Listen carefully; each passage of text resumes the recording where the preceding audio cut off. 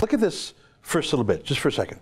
Perhaps most importantly, it drives us not to be bystanders as hate tries to make its headquarters in the digital world.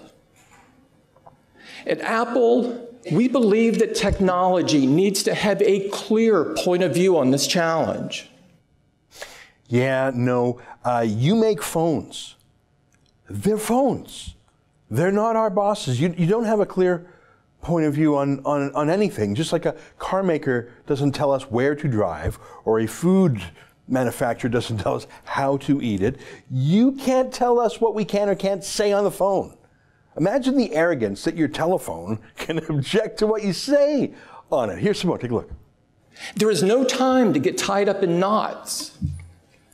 That's why we only have one message for those who seek to push hate, division, and violence. You have no place on our platforms. Okay, hate, division, and violence. But those are three very, very different things. Of course, we don't support violence. Or hang on.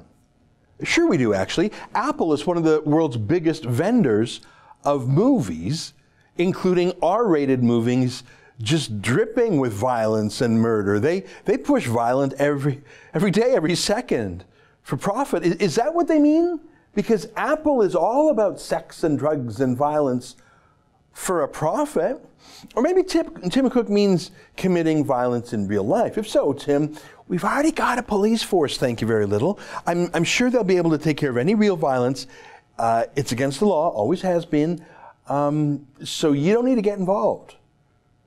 Or maybe that's not what he means. What exactly does Tim Cook mean? I mean, there is no Apple police to arrest someone. I suppose they could bring violence to the attention of the authorities, but we already have independent police and courts, and the accused have the right to a fair trial and the right to be presumed innocent, etc. Is Tim Cook proposing to replace our public police and court system with some opaque private algorithm that he cooks up? What does he mean by violence?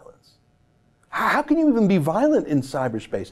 If he means promoting violence, like calling for violence, inciting violence, well, that's a crime too. It might even be a civil lawsuit. Fine, give it to the courts.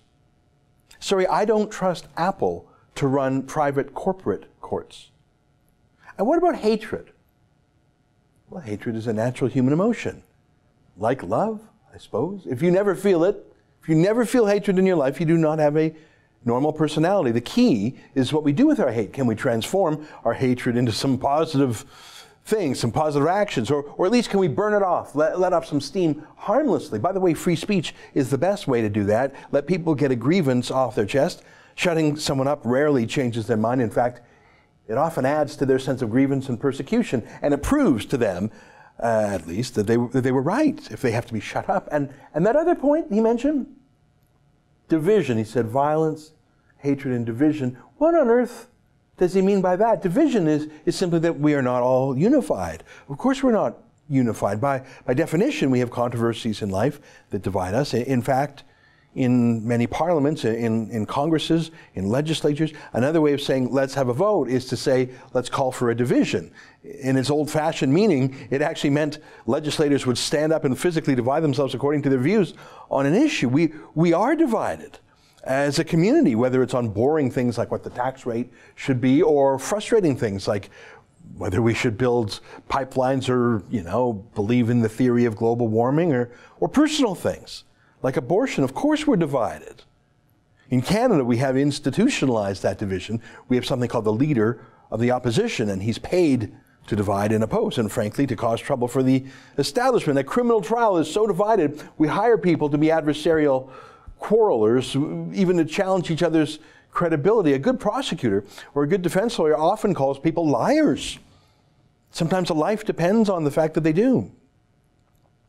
So what does he mean by no division?